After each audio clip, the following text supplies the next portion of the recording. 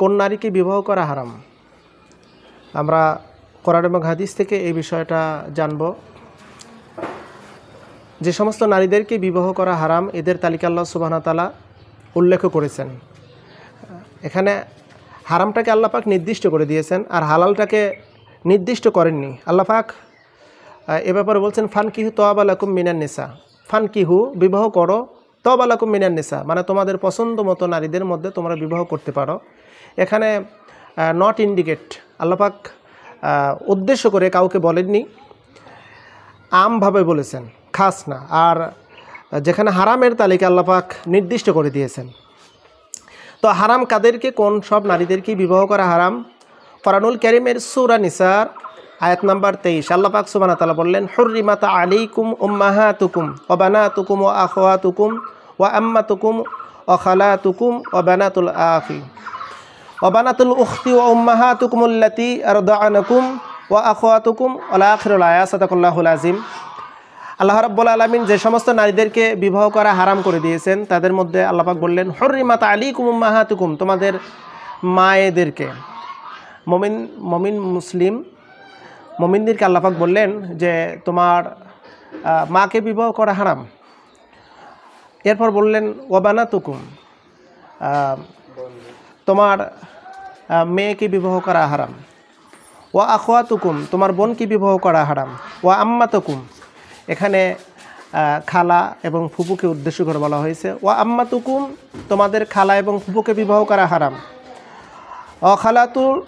অখালাতুকুম ওয়া বানাতুল আখি ওয়া বানাতুল উখতি, এভাবে আল্লাহ সুবহানাহু ওয়া তাআলা 14 জন নারীকে উদ্দেশ্য করে দিয়েছেন। 14 জন নারীকে বিবাহ করা হারাম।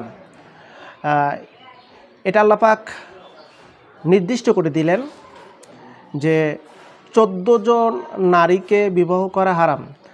আর অন্যথায় 14 জন ব্যতীত, মানে যতগুলো নারী আছে এদের মধ্যে তুমি বিবাহ করতে পারো। সেই বিবাহর তালিকাটা আল্লাহ সুবহানাহু ওয়া তাআলা বলেছেন তুমি কয়জনকে বিবাহ করতে পারবা। আল্লাহ পাক প্রথমেই বলছেন মাসনা ওয়া সুলাসা, প্রথমেই আল্লাহ পাক বলছেন তুমি 2টা বিবাহ করো, এরপর বলছেন 3টা, এরপর বলছেন 4টা, এরপরে শেষে বলছেন যে তুমি যদি দুর্বল হও তাহলে এক্ষেত্রে তুমি একটা। এখানে বিবাহর একটি আল্লাহ পাক সুবহানাহু ওয়া তাআলা বিধি, একটা বিধান আমাদের জন্য বাতলিয়ে দিয়েছেন।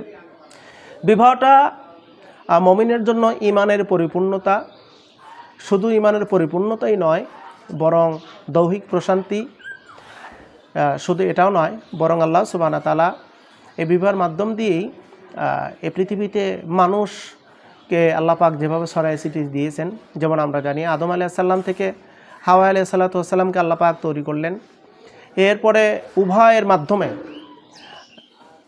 আদম এবং হাওয়া উভয়ের মাধ্যম দিয়ে আল্লাহ সুবহানাহু ওয়া তাআলা এই পৃথিবীতে কোটি কোটি মানুষ আল্লাহ পাক সৃষ্টি করলেন। তো বিবাহের মাধ্যম দিয়ে সন্তান মানুষ ছড়িয়ে ছিটিয়ে পড়বে, এটাও কিন্তু অন্যতম একটি মাধ্যম। তো আসুন আমরা কোরআন এবং হাদিসের এই অমীয় বাণীটা অনুযায়ী আমরা বিবাহ শাদী করব।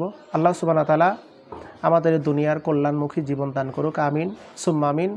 আখিরি দাওয়ানা আলহামদুলিল্লাহি রাব্বিল আলামিন।